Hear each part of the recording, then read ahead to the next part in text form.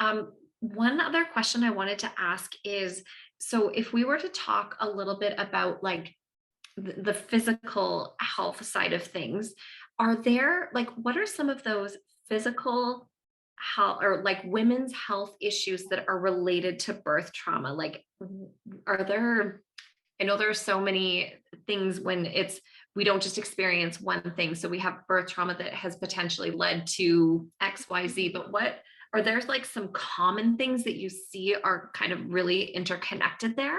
Yeah, I do. And whenever I'm invited to speak or when I go on a podcast, I always get questions in advance, right? And what I always do is I pick one to give out to my followers because I really want their voices to directly be heard on whatever platform I'm speaking on. So this was actually the question that I posed to all of them last night.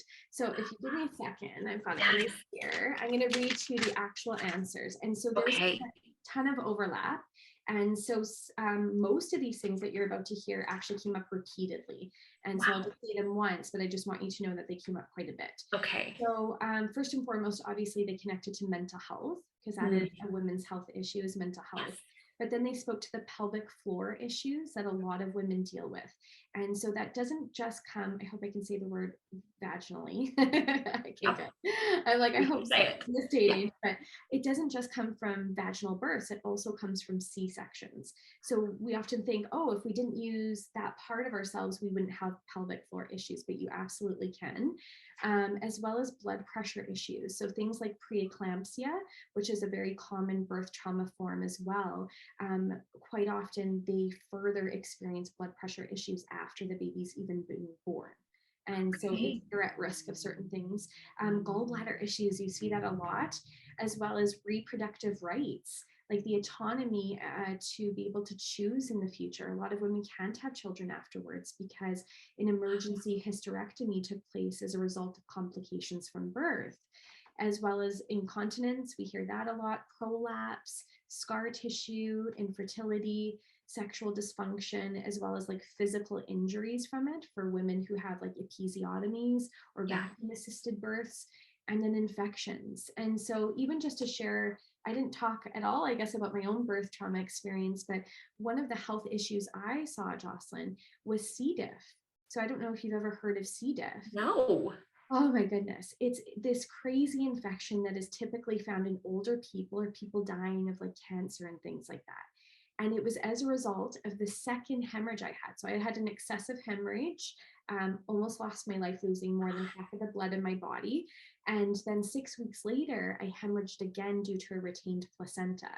And while I was there getting the DNC surgery to get the placenta out 6 weeks later, I caught C. diff in the hospital.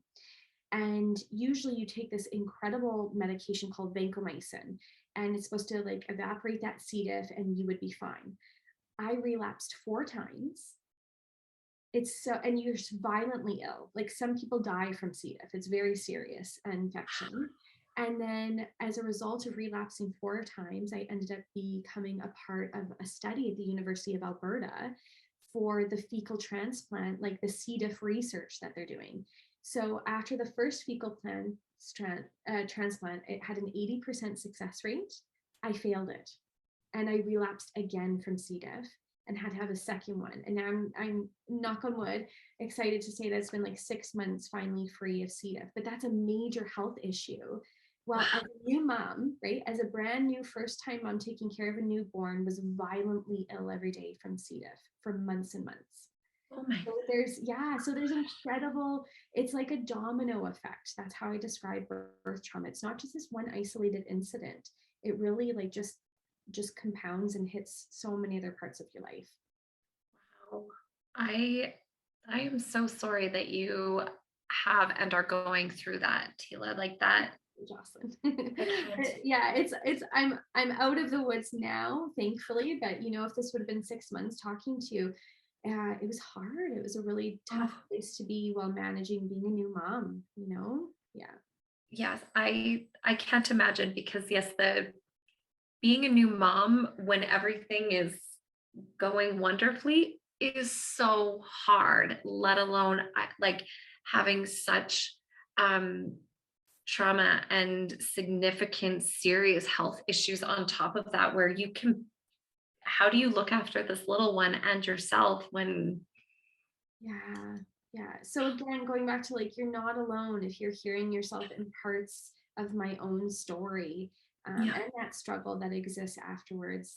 There's a lot of unfair, unrealistic expectations placed on us. And so you're not alone in feeling the pressure of that. So just reach out. I can't stress it enough. Thank you for sharing that. I want to just close with one final question, which I know we've kind of talked about, but if you were to share one thing about birth trauma that you wish everybody could know, what would that be? Ooh, that's hard. That's a tough question. One thing that it is real and impacts 1 in 3. Yeah. That statistic is just, honestly, it's mind blowing. So, thank you so much for your time. Thank you for sharing with us. This is such an important topic. We will be sharing your Instagram in the video links. This goes to Awesome. show my, you know, my tech savviness. You're doing Um, great. but thank you for the work that you're doing in the community that you have built and continue to grow. I just, it's very incredible what you're doing. So thank you for the gift that you're bringing to so many women. Jocelyn, thank you so much for having me and allowing me the space to talk about this. My pleasure. I look forward to the next time we can chat. Thank you.